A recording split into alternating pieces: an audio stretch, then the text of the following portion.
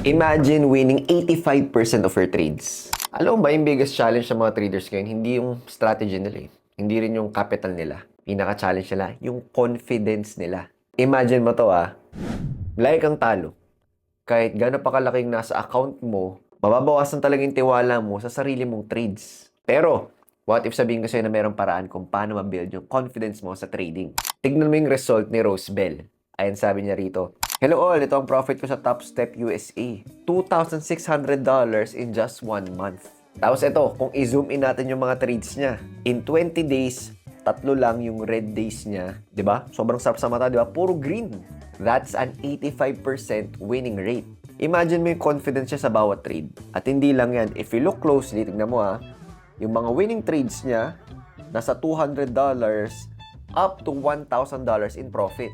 Pero yung mga losing trades niya, nasa $10 lang up to $100. Ayan ang legit na win big, lose small. So, ano yung matututunan natin kay Rose Bell?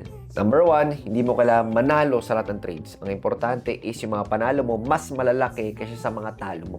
Number 2, confidence comes from consistently following your plan. Hindi lang basta swerte.